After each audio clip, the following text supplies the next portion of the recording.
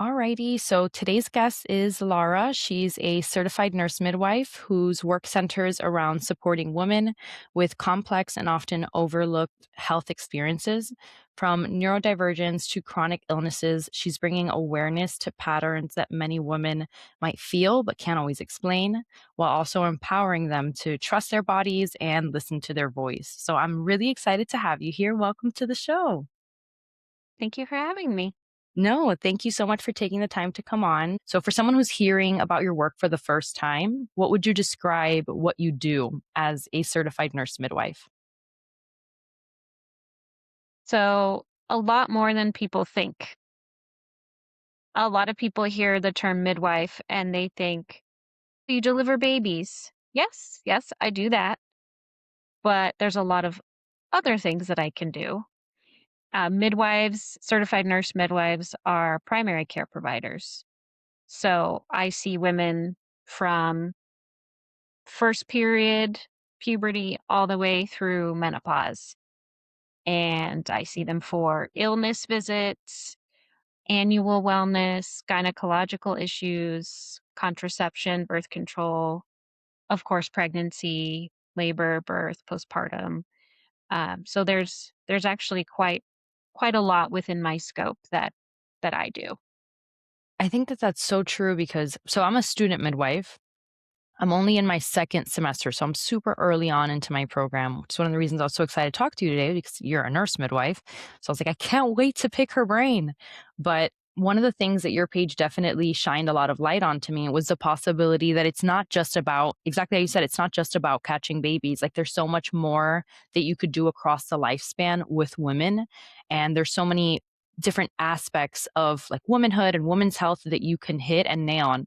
One of the things that I loved about your work is how you chose to focus and kind of specialize on neurodivergence. So, can we break down the term neurodivergence? What does that exactly mean to you? And how did you get into focusing on neurodivergence? So neurodivergence also a lot bigger than people think. I have I have a special interest in autistic and ADHD women.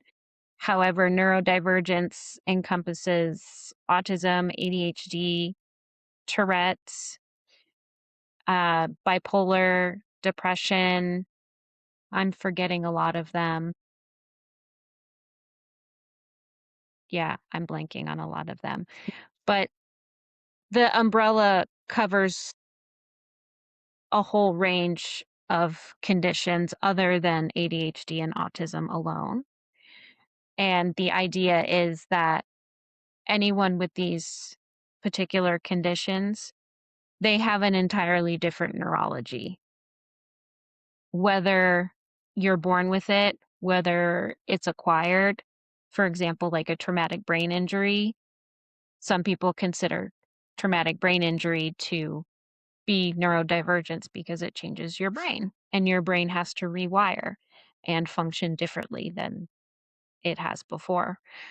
So it's really an umbrella term for a lot of conditions where a person's entire neurology, entire way of being is different from the typical. And do you think that a lot of women kind of go through life undiagnosed with some of these neurodivergent?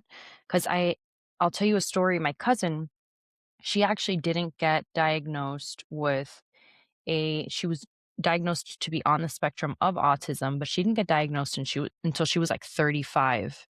And it wasn't actually until she had to go to therapy for grief for something else that was going on in her life that the therapist was actually, through sitting down and talking to her, she was actually able to realize this. And then everything kind of shifted for her.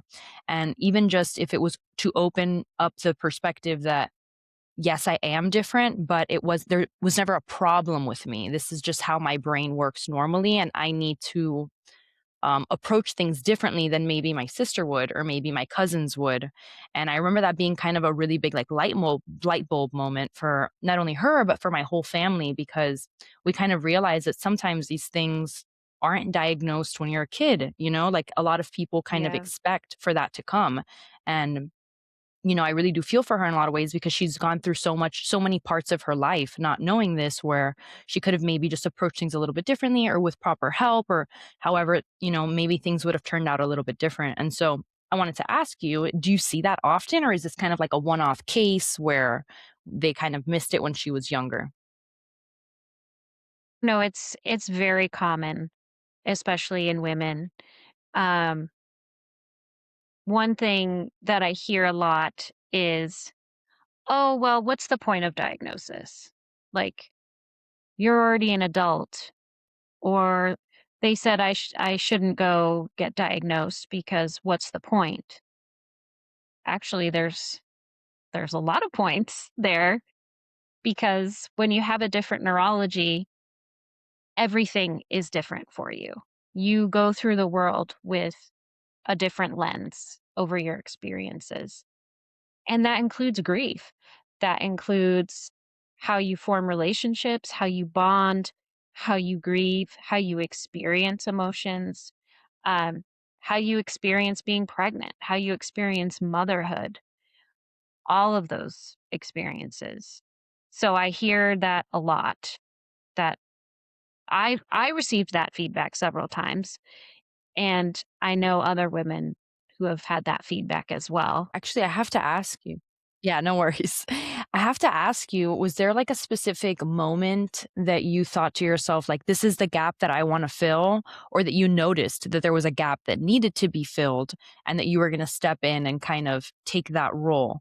Because I feel like a lot of providers, and they don't do it intentionally, but sometimes when you don't put an intention behind something, you kind of ignore them, if that makes any sense. So like if you're not intentionally trying to make yourself a provider that sees these patients, understands these patients better, and approaches medicine in a way that is more like approachable and digestible for them, then in a way you're kind of ignoring them or excluding them, even though you don't mean to. So I wanted to ask you, was there a specific moment where you decided, I'm going to fill this gap and I'm going to try and make a difference here? Yes, so I think it was probably a slow progression into the realization that that's something I wanted to do. And it stemmed from my own struggle going undiagnosed for roughly 35 years before I was diagnosed, and feeling like I struggled so much. I almost didn't become a midwife because of it. And when I did become a midwife, I said, "You know what? I'm only here because of people around me who've supported me and who know how I work and kind of have learned what I need to succeed." And on top of that, my own struggles with chronic health, chronic illness, and feeling dismissed by doctors and even nurse practitioners, and struggling to find a listening ear.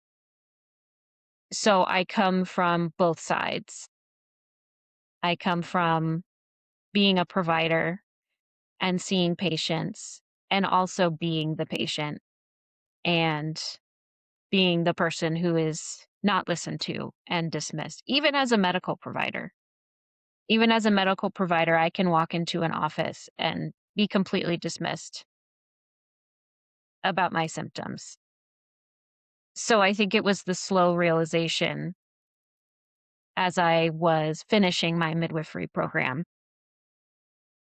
and understanding myself more too, that this is really an area of need, not only for me, but for a lot of women. And now I have more power to do something about it. I have a voice to do something about it. And that's kind of how I made the decision to try in my own small way, in my own small corner of the world, to help where I can. I love that, and it's a really beautiful way to put it. And I couldn't help but think while you were talking, like the amount of self-awareness that it takes to even realize that you do need help, that maybe something is different, because I feel like we live in a world where everything is trivialized and everything is like, "Oh, but that's normal. Yeah, everyone feels that way." Like, "Oh yeah, like you're just because you're going through a tough time, like you'll be fine." Or also the notion that if you do find out that you are neurodivergent in any way, shape, or form, then it becomes like a label that sometimes a lot of people have kind of like a detrimental view on that label. So a lot of people kind of either are scared to get diagnosed, or they rather kind of shove their head in the sand. And even though they know something might be different, they don't want to actually call too much light to it. So I wanted to ask you, what are some questions that or things that you maybe noticed in yourself, or questions that you asked yourself that you kind of realized, like, okay, like maybe I approach the world and look at the world in a different way than everybody else does?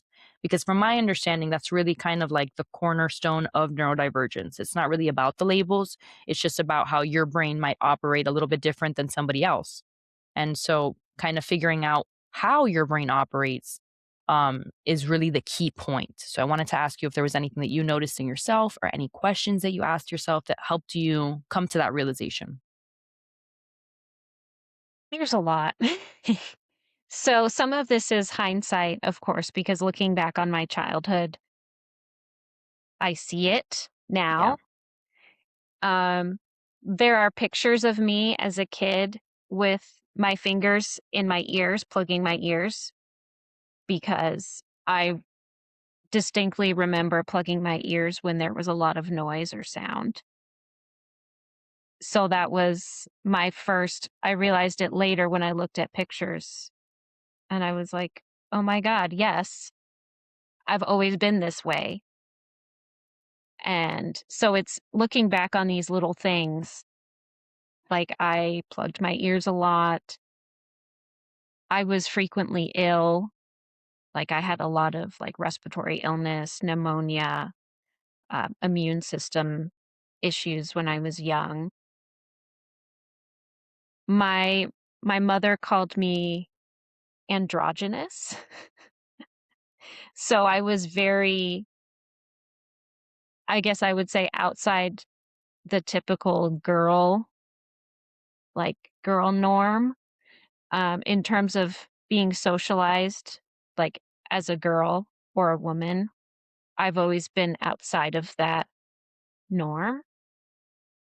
And that makes a lot of sense, I think, for a lot of other women too that I've spoken with, who are neurodivergent, because a lot of our gender norms are socialized, right? It's a social construct.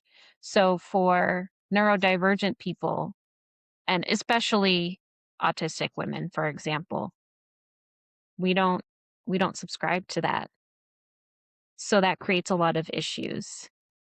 And that's what I noticed in my struggle. And I asked myself, why am I struggling so much? Why do I make friends and lose them quickly? What am I doing wrong? Why can't I get it together like other people? That was my first question to myself of what's going on. Is it really just me? Am I just like I just can't get it together? I'm just a screw up? Or is there something more going on?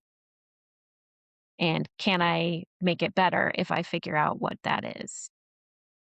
So it was kind of putting all the pieces together over time and looking back on things that I have always struggled with, and eventually saying, you know what? I've had it. I've suffered for a long time, and I want answers. I think that that's for me at parts when you were telling your story, I was kind of I felt heartbroken because I can't imagine as a kid feeling those things where, especially when you're a kid, you can't help but compare yourself to other kids, that maybe other things might come easier to them. And I think that that's one of the reasons why I was so excited to have this conversation because I think it's not talked about enough, and especially in women. And I kind of wanted to take it back because you spoke about the social construct behind and the gender norms. And do you think that that's really one of the main attributing factors to why so many women go misdiagnosed or they don't get diagnosed until so later on in their life? Think so.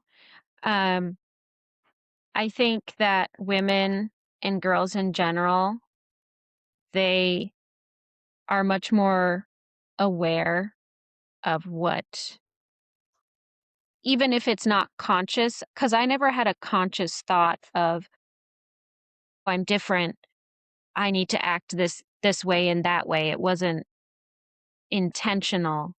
As a kid, it's not intentional. Children are wired for survival, and humans are wired for social connection. So girls, they just understand from a young age, this is how I have to do it if I want friends or if I want to be accepted. And it's really hard. I remember as a kid, I hated birthday parties and sleepovers. They filled me with such anxiety. And I hated going because I'm in a room with all these other kids or all these other girls, and I just don't feel comfortable in the situation. I don't feel comfortable in my skin. I don't know what to say. It's almost like it's almost like being trapped in your body, but you're not able to speak or do what you want to do. It's there. It's all there in your head, right? So I'm thinking it in my head. I wish I could be like that.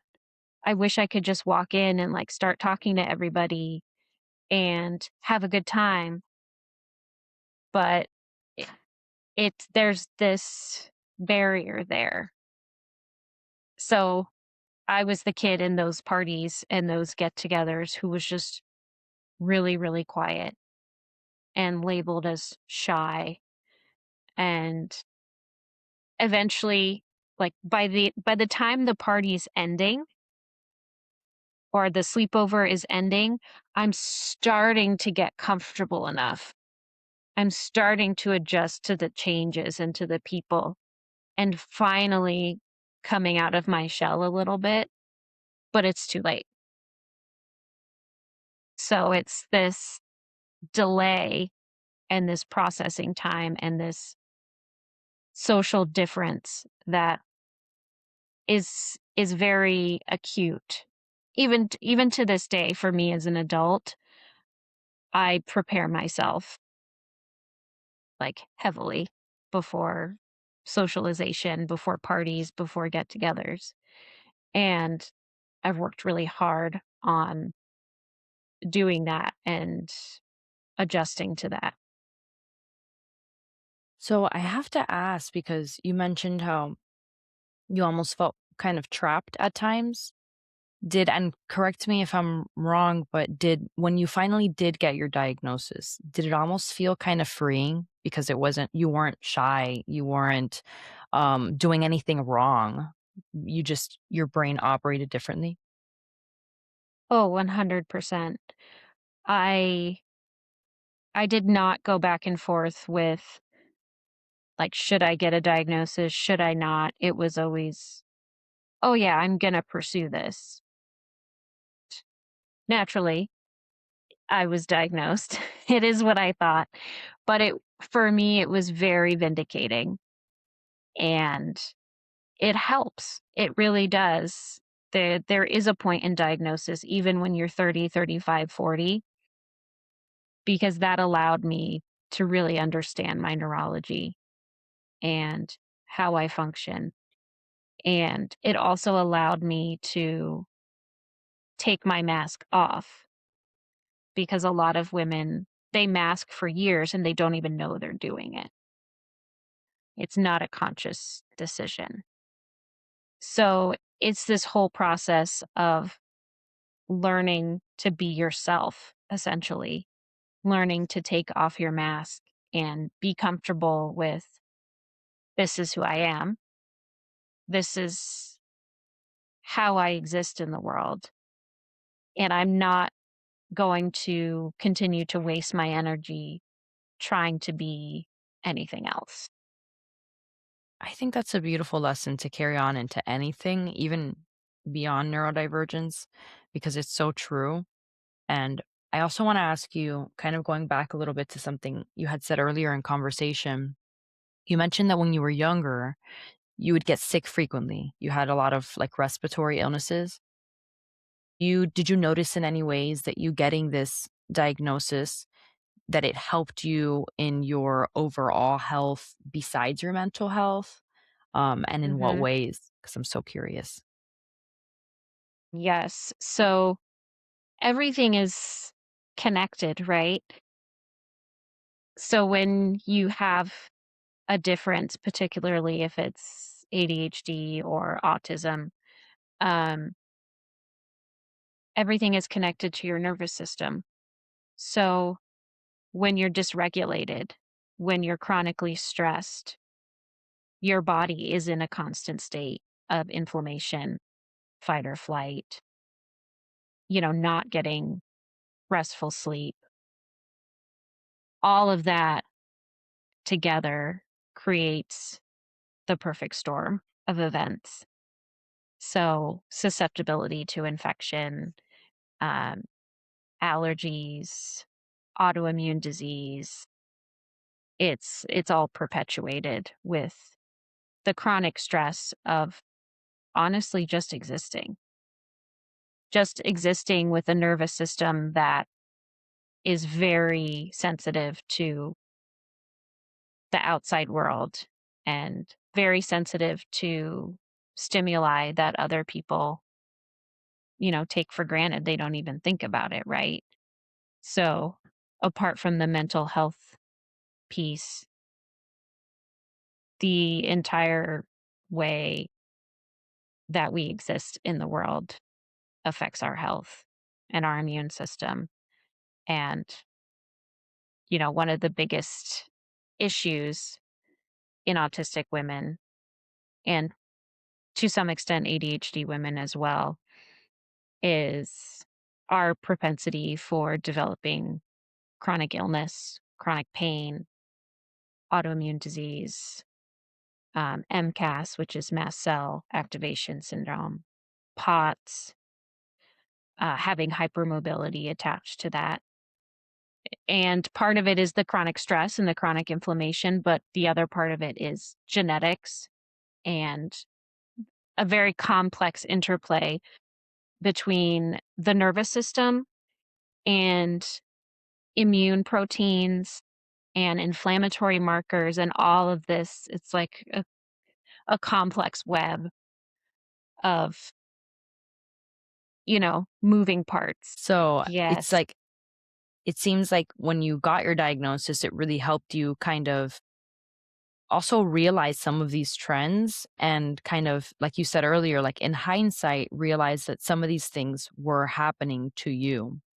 And to me, Yeah. I thought it was super interesting because when you had mentioned that there was a connection between hypermobility, autoimmunity, and all of these like chronic pain and with neurodivergence. So I wanted to ask you, um, what are some questions that women can ask themselves to start connecting these dots? Because they almost seem like they're not related in a lot of ways. So I feel like it's easy to kind of think that it's something else like stress and to not realize that it's kind of all connected. Yeah. So I think I think the one of the biggest things is looking at patterns, right?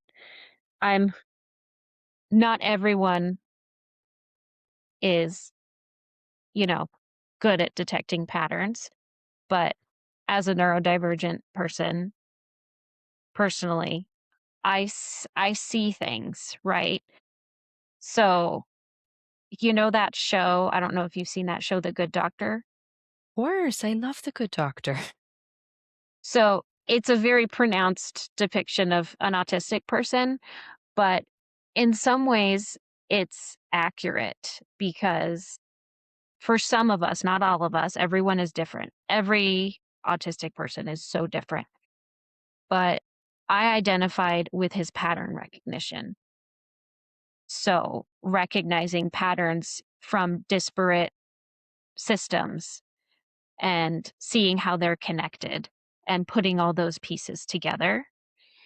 One thing I think I mention to clients is look at the last several years, right? Let's look at what illnesses did I have the last several years? What symptoms are new and what symptoms have I always had? And trying to piece together sort of a timeline and a development. And I think also having someone that listens to you is a huge piece of that because if you keep going into a doctor's office or a provider's office and they're just like, oh, it's fibromyalgia. Oh, just sleep more.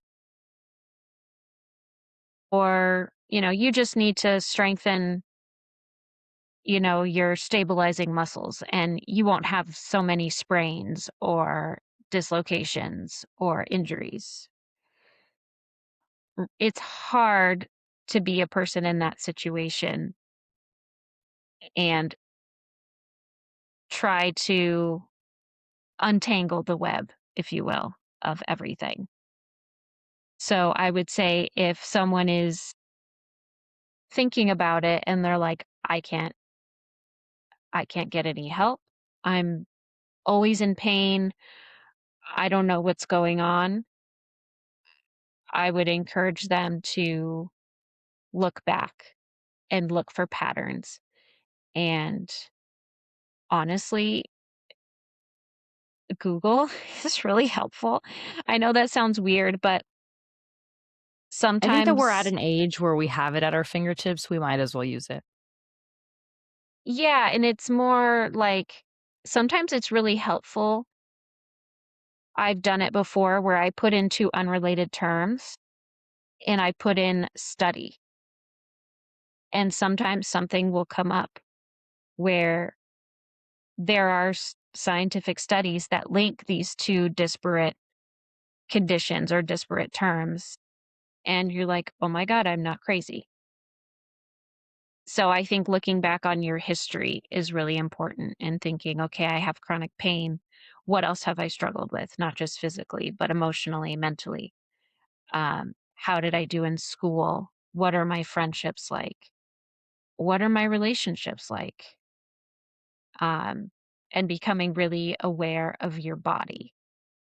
One thing that a lot of neurodivergent people struggle with is body awareness and proprioception and the sense of your body in space and in relation to other people.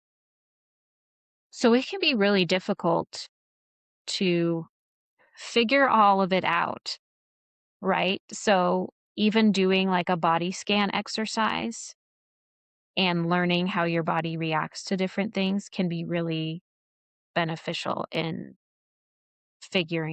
starting to figure out what works for you and what doesn't. Um, I realized I went on this whole tangent about autoimmunity and I didn't answer your original question about how it improved my health when I was diagnosed. No, no worries. So, what my diagnosis allowed me to do was learn how my nervous system functions and why the tools I was trying to use before were not working for me, right? So, well, everyone says this is great and everyone says this really helps, but why isn't it helping me? well, because I have a different nervous system. So that was actually really important because I learned what I need to function and feel good. And when my nervous system is regulated, everything else is much better, right? When I'm not chronically stressed, when I sleep well, when I'm not overwhelmed by sounds or people or bright lights or anything like that, that fight or flight goes down. So I've knock on something, wood or whatever, I have had less illness in the last few years. I've learned what works for me diet wise. I'm starting to learn what works for me physically, but I'm still working out some of the hypermobility pieces and putting that together to just help myself because I have a really tough job. I love what I do, but being up for 72 hours, running on 4 hours of sleep for a neurodivergent person and a person with chronic illnesses is not great. It takes a long time to recover from that. So that's a really big piece that changed for me is learning that has been enormously helpful. Yeah. So, one of the concepts that I obsess over kind of in all aspects of my life is having like a really keen sense of self-awareness. I'm obsessed with the idea of like getting really clear and really specific on what you like, what you don't like, what works for you, what doesn't work for you, what triggers you, what doesn't trigger you. Like there's this whole trend right now where it's like, "Oh, I was trying to order something at a restaurant, but my body thinks I'm fighting a bear, so like my hand is shaking or whatever." And I always think to myself like getting really clear on like why is that happening? Like why am I getting that response in this situation? And so I love what you said about just kind of getting really clear on what works for you, what doesn't work for you, and noticing, what might be too much for you, and really isolating some of these feelings and experiences that you've gone through to kind of change the way that some people might let it hinder them. But in a way, if you just get really specific, you can actually propel yourself because you know what works for you and what doesn't work for you. And I can't help but think so my journey with that, the reason that I started obsessing over it is because when I gave birth, I realized like how I liked to be supported. And I realized like, oh my God, when I'm in pain, I don't like to be touched. And it took me birth to realize that. And then I kind of carried it throughout all aspects where I was like, I need to get really specific on what it is that I like and what I don't like in everything. And so my mind kind of went to birth and I couldn't help but think, you know, birth is so intense on the body. So, how does pregnancy and birth differ in experiences of how neurodivergent women experience pregnancy and birth? Ooh, well, living in a neurodivergent body, non pregnant, is already a very intense experience. And being pregnant, it just adds an emotional layer, but it also adds a physical and neurological layer because all of the hormonal changes and the growth is a lot. It's a lot in terms of neurotransmitters, how neurotransmitters are affected by the change in hormones and how our bodies respond and our nervous system responds to pregnancy and what that means because now it's almost like you're forced to become more aware if you haven't been in the past, right? It sort of narrows that focus for you and you're much more in tune with what's happening. So I would say that's a big part of it too. So I think there's sometimes, I can't say all the time because everyone's different, but there's definitely an increase in sensitivity. I had a close friend, have a close friend, and she was recently pregnant and she's neurodivergent. And she said, "Oh my gosh," when she was pregnant, I am so emotional. I'm struggling. I'm so overstimulated. What's happening? Is this normal for people like us?" And I said, "Yeah, it's common for people like us, like, to have that increase in intensity." And she said, "Why doesn't anybody talk about this? We need to talk about this more. This is absolutely crazy." And I said, "Yeah, I know. I'm working on it." No, 100%.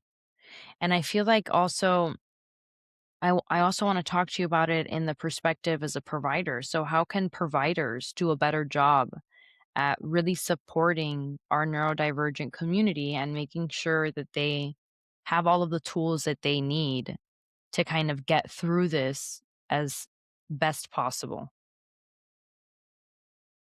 As a provider, what I like to do is I put questions in my intake paperwork. So I put questions like, "Do you have any sensory sensitivities that I should know about? Um, do you have any requests for lighting, for noise, for interaction?" Right? So, how do you communicate best? We don't have to talk verbally if it's too overwhelming, right? If you want to type, if you need longer visit times for processing and for asking questions, um, that's a big one too, because as someone who has a bit of a different processing time, it can be difficult if you only have 15 or 20 minutes with a provider to process the information you're taking in, but also to respond to that information and to ask follow-up questions. It's not enough, right? It's not enough for anybody, but particularly those of us who have different needs.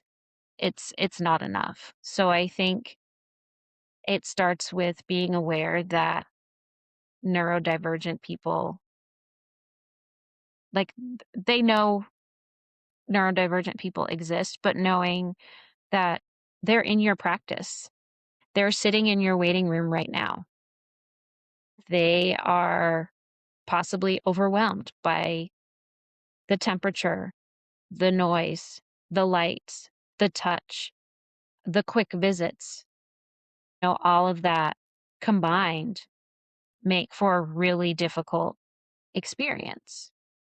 Whether you're pregnant or you're struggling with chronic illness or whatever it is, that experience that they take away from it is, you know, not a positive one. Started a project several years ago called the Autistic Women Talking Project, and I created a survey. And in this survey, I was curious about neurodivergent women's experiences in healthcare, how they feel navigating in the healthcare space, and do they feel their needs are being met? And what are their biggest concerns? And overwhelmingly, the responses were they dismissed me. They treated me like I was crazy. They didn't listen to me. Nobody helped me. That's the overwhelming feedback, was I wasn't listened to, I was dismissed, I didn't get any help. And that's a damn shame. that's a big issue. That's a big gap. So I think providers just being aware that their patients can be experiencing that and asking questions. Ask questions, you know. Being in a neurodivergent body is always really intense, but pregnancy adds a layer onto that, not only with physical changes and changing bodies, different sensations, discomfort can be a huge trigger, and also the fluctuations in hormones. It can all make the experience very intense, very overwhelming. And I can't speak only for myself, or I can't speak for everybody. I can only speak for myself. But that's how I felt. It was a very intense experience. I would say the word that resonates is raw. It's a very raw experience because contrary to what some may believe, autistic people often experience things very deeply and very intensely. And everything is amplified. And that's often why, there's more, whether it's struggles with verbal communication or um, overwhelm, things like that, that intensity can just be really overwhelming. No, absolutely. And I wanted to ask you, what are some things that not only neurodivergent women can do, but also providers to kind of create the best possible birth experience for some of our neurodivergent patients? Because I can also imagine how the hospital alone would be so overwhelming for some neurodivergent women, especially when you're giving birth and there's so many lights and people coming in and out. And so I wanted to ask you if there's anything that you could think of that might help create better birth experiences for these women. Yes. So I I want to say it really could benefit all women, but in particular neurodivergent women. One thing that I think is really helpful is starting early on in pregnancy, preparing for labor and birth, right? So I compare it to running a marathon or, a competition or really anything that you're practicing for, right? You want to prepare yourself. And when you don't feel prepared or you don't know what to expect, you're scared, you're anxious, your body is tense. You can't relax. And those are the things that every animal needs to give birth, right? We need safety, we need comfort, we need closeness. So, preparing for that early on in pregnancy and having a provider walk through, what does this look like, right? Let's go through what this looks like walking into the hospital. What do you say? What do you do when they need to give you an IV or they're talking about medications? Let's kind of practice that. That's something that really helps me too is I can't see the road, right? Because I'm not there yet. So let's prepare you so that you have the best possible chance for success. So allowing that time for them to ask questions and walking through that with them so they can visualize what's going on. And the hope is when it actually happens, their bodies are more prepared for it, right? It's not as much of a shock. And we can also interface with, if we're in a hospital, with hospital staff and say, my patient is sensitive to lights and sound, or, my patient is autistic. She's very sensitive to touch. Please, you know, please warn her if, this needs to happen, um, or ask her permission for A, B, and C. That should be happening anyway, to be clear, for everybody. But specifically for neurodivergent women, I think it's even more important to ensure that those tools are in place. I love that, and I totally agree. I think that it's something that should be applicable to all women in general because I think, especially like for my firstborn, I didn't really think too much about labor until like 2 weeks before, which is massive mistake on my end. But I think a lot of people don't. A lot of people downplay that and they do more research on the best baby products and the best crib and the best baby bottles. And they miss that part, that important part of the whole, that's like the biggest day of the year for you that year. So it's definitely one of those things where you want to be as well researched as you can, just so that you're not blindsided because things can also change, which I'm sure, especially for neurodivergent women, can also be really hard how things can change so fast and so quickly. And I know that I see it a lot with women in general where they get so married to like a birth plan, for example, where the second that it goes off gear or off the plan, then it's almost like traumatizing for some women. It becomes like a trauma for them because things did not go as planned. And for some people that's really important and it's a really big part of it. So I love what you said, and I'm definitely going to carry that throughout my practice because I think that sometimes it's easy to get lost in the hustle and bustle of how many patients you have, but really taking that time to slow down and kind of paint a picture for them of what they can expect on their big day, I think is so, so, so valuable because then they can really visualize it. And it takes a lot of the element of surprise after out of it. Because I think another big part of it is like once your water breaks, you're kind of like, oh my God, now what? You know?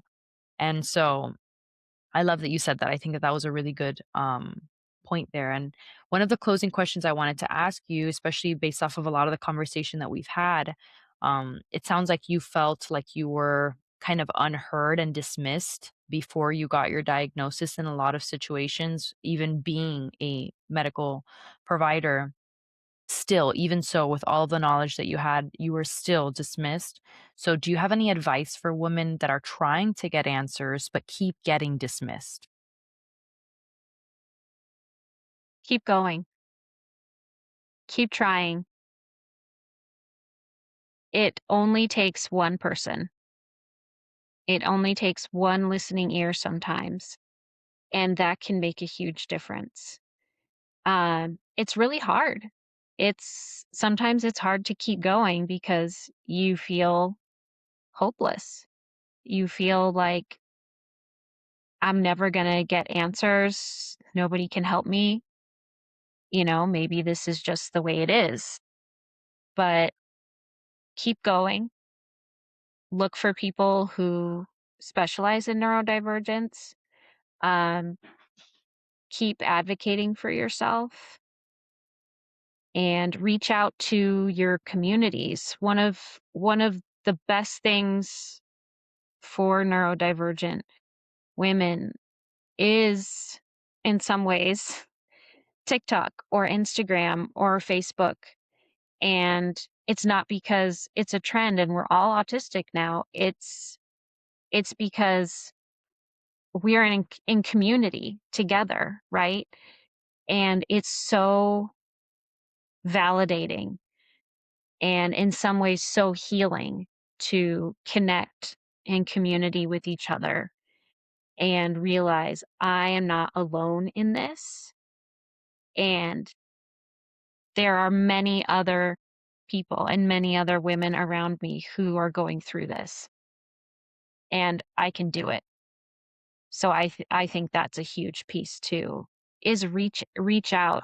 It's really hard to be vulnerable, and it takes a lot. Sometimes it's scary, to say to someone, "Hey, I really need help. I'm going Absolutely. through something." But to reach out and put it out there and just keep trying. I couldn't agree more, and I have to ask, are there any, because in the sea of, like, TikTok and social media, like, there's so much misinformation out there. Are there any Mhm. resources that you leaned on, in times where you were trying to get more information, trying to understand yourself better, and trying to understand how you operated? Yes. So Instagram was big because there are so many wonderful creators on Instagram that are neurodivergent, that are autistic, and have put themselves out there and advocate and educate about what this means, what it means to be an autistic person and an autistic woman, especially. Um, Morgan Foley is one. She's a creator, content creator. She's autistic. She posts a lot of videos about her experience and what that means. Much Spectrum is also a good creator. And there's also the Late Diagnosed podcast, and that's run by an autistic woman who interviews other autistic women and late diagnosed women about their experiences and what that's like. And those are some great resources, not only to experience the validation that comes with knowing there are other people in the world like you, but also to understand yourself, to see yourself in others and say, oh, I do that too, or I Absolutely. experience that too. Absolutely. One of the reasons I started this podcast was kind of along the same concept, because I was thinking to myself that there were so many things that we didn't talk about and we didn't shine light on, and so many other women feel it too. And we're kind of like trained to either feel shame or to feel like there's something wrong with us. And I think that even through me filming these podcasts, like, so much of me, like you said, has healed. Even through some of my postpartum experiences, like just being able to talk to other women that have been like, oh my God, me too. I felt that too. Like, oh my God, I thought I was the only one. It's so nice and it's so true. It is, there's something so healing about community. And it's really that feeling of I've been there too. Because then you realize I'm not the only one. There's not something wrong with me. Like, other people have these battles too, even though they might not look identical to mine. We're all kind of going through things, and I think that it's so true. There's something so healing about it. Even though it's hard, like you said, Yeah. to be vulnerable and to kinda get out there, but it's, in some ways, it's so freeing, and it's so nice to kind of just be like, "Yeah, you know what? Like, this is what I experience. This is how I do things. This is how I operate." And to have other people say, like, "Me too. Me too. I'm with you," or even if they're not with you, like, "Oh, I know somebody who operates the same way, and what you're telling me really helps me because I get to be a better person for them." And it's just such a beautiful chain of reaction, I think, personally. I think that also, especially with one of the good things about social media and TikTok and Instagram, is the community that we're able to have in our fingertips. Like, I think about it. Had it not been for social media, I would have never been able to connect with you. I would have never been able to have this conversation with you. You know what I mean? And so, in a lot of ways, social media is harmful, but in so many ways, if it's used properly, it's really a tool. It's one of those tools in your toolbox that you can help propel you, you know? Yeah. Yeah, definitely. So I always like to finish every episode with a couple signature questions. So my first one would be, what is one daily habit that makes your life better?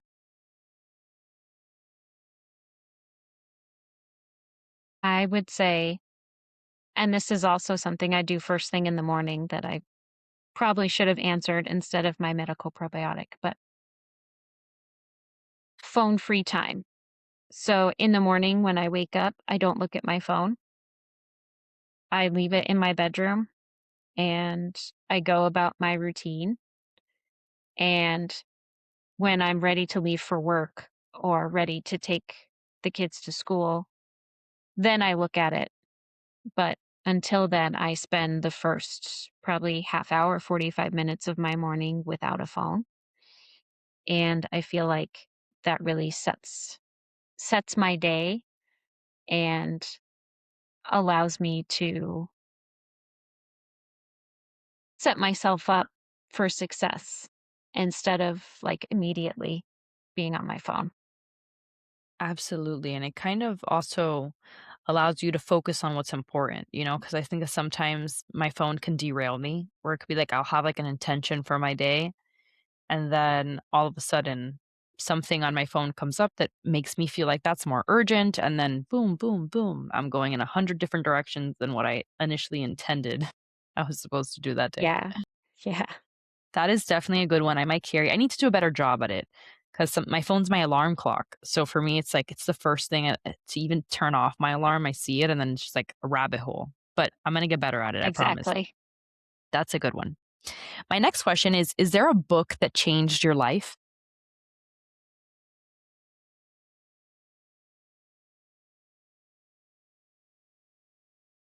Just in general, Hmm. It could be your favorite any book. book. Just like, yeah. I really love this book called The Light Keeper. Oh, I think it was recommended to me by another guest, The Light Keeper. Tell me a little bit about it. So it's about a lighthouse keeper who travels in different times, but always at a lighthouse for one reason or another to tend the light. So she travels throughout time wherever she's needed to keep a lighthouse alight, whether the keeper's sick or they died or they went away or they need help. And it's about her journey doing this outside of time. She's ageless. She's been doing this for who knows how long, ever since there have been lighthouses. And it's kind of about her personal journey and awareness of herself and her struggles with her burden or what she perceives as her burden. And when things change in her life and she meets somebody, um, and it's kind of about things coming full circle. It's about life, but also about grief, about death. Um, it's just so beautiful. I'm It's definitely gonna look into that one. it's an amazing book. Yeah. Oh, that sounds like a The really good Light one. Keeper. I'm gonna read it. I'm a listener because right now I have like 2 kiddos. My youngest is 4 months old, so I don't have enough time to like crack it open. But that's a good one. It sounds like one of those books that's gonna make me cry a lot. Am I right? I'm you might. I'm Yeah. a big audiobook person because I drive a lot and the author herself reads it. Cool. I love it when And they do that. her voice is the best. It's really soothing. So the author is Sherry Shinoda, The Cherry Lightkeeper by Shinoda. Sherry Shinoda. Okay, that's a good one. I'm definitely gonna read it.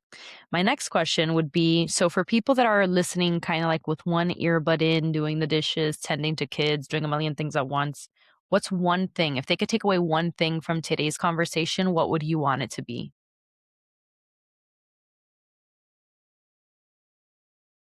There is more than one way to exist in the world, and there's more than one way to experience the world. And to be open to that, not only for yourself, but for your children, for your friends, for your patients, for your clients, to have that flexibility and recognizing when you or someone else needs to do things a different way and that it's okay. I love that, and I think that it's not said enough. Because again, I feel like a lot of times we're often trying to be put into different buckets, different categories, and sometimes we don't fit flush into whatever category we're trying to be put into, so I love that you said that, because that's a really good key message to take away, and I couldn't have said it better myself, so thank you for that. My next question would be, what is the best piece of advice you've ever received?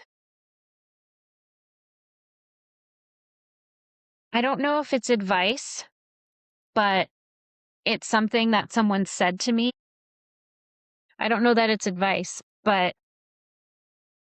it's something that has always stayed with me and has actually gotten me through some really, really hard times. And I think about it sometimes when I'm wondering to myself, should I do this? Um, who in the world would want an autistic midwife? Should I be a midwife at all? You know, those kind of questions that deep down, like in the dark of night, I think about. um, I'm with you, girl. but it was a therapy. Yeah, do it. Keep doing it. Um, it was a therapist and a longtime therapist. His name is Jeff. Hi, Jeff. And he he and I talked a lot about my trauma, my childhood trauma, my complex PTSD, um, all my struggles. And he looked at me one day and he said, "You really don't know how brilliant you are, do you?" And that just struck me. And I still think about that. That someone Oh, saw Jeff. me, really saw me. I know, Jeff. We love Jeff. I do love Jeff. Um, that someone really saw me and said, "You're brilliant. You know, you can do this." The fact that you have overcome so much is incredible. So I think about that. I think about Jeff. My god, I love Jeff. Jeff is great. Man, Jeff almost made me cry. My next question. Jeff, Jeff is bringing Jeffrey, me to tears. Yeah, Jeffrey's even better. So, my next question, and this is the last question that I have for you, was, is there something that you wish you would have learned earlier in life?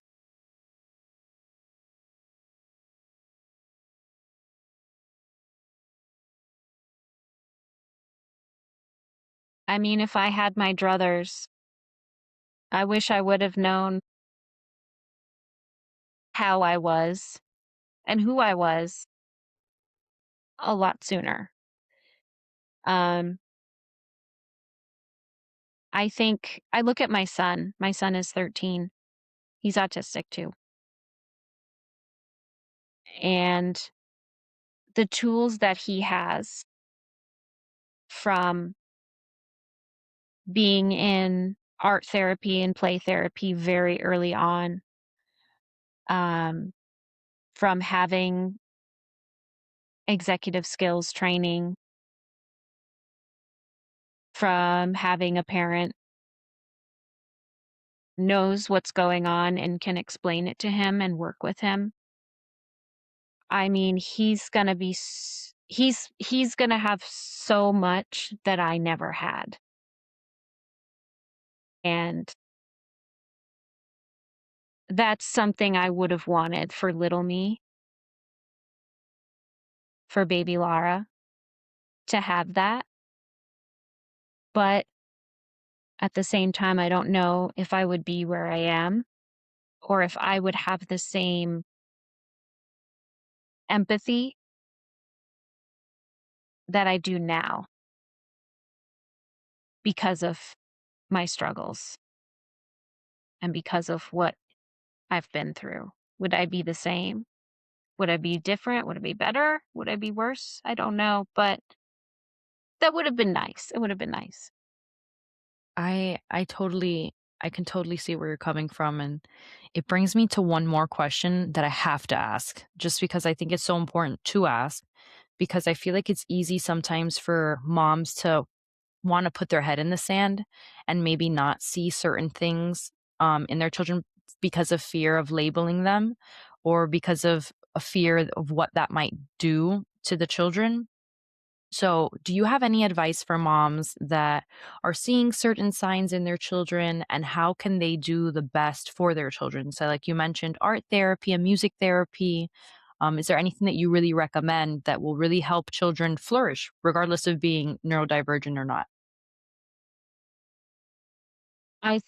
I think it starts first with us. I think it starts with the parents and taking a really hard look at ourselves and then being really honest about what we see in our children and not being afraid of what we see and understanding that we do them a disservice if we pretend that everything's okay. And if we are resistant to labels, sometimes we do them a disservice when we do that. Labels are not always bad. Labels are sometimes liberating, validating, and really necessary. So I think just being really honest and aware and learning to sit with that discomfort, that's when we can do the best for our children, is being honest about where they are and not projecting our own insecurities on them. No, I totally agree. And I love the way that you put it because, again, kind of taking it back to conversations that we had earlier in the episode, the concept of how through you being diagnosed, how it was almost freeing for you because at times you felt trapped because you couldn't fit into certain, like we spoke about, like different boxes or categories that all these other kids fit into. So I love that you said that. And also the amount of self awareness that it takes to really sit with yourself as a parent and realize, like, why am I scared of this label for my kid? Like, is there something that I need to look at within myself that maybe I hadn't recognized before that's making me so hesitant for this? And why is this affecting me in the way that it is? And so I think that that's a really, really good piece of advice, and something that even I would carry with myself because it's easy to it's easy to have some sort of fear attached to certain labels, and not even talking about neurodivergence, just certain labels in general, like PTSD. Sometimes having these just helps you understand, like we spoke about earlier, how to navigate it and how to get the tools to kind of come out of certain situations because when you do have these things, um, sometimes they really like, you're faced with them when you become a parent. So when you become a parent is when you realize, like, "Oh my god, I have so much things I haven't dealt with before, and they're bubbling up now." So, I love what you said. But that will wrap up today's episode. It was such a pleasure speaking with Laura today, and I loved having her on for the episode and so many great conversations, and I hope to have Laura again on soon. But thank you again, Laura, for everything, and it was such a pleasure having you on the show today.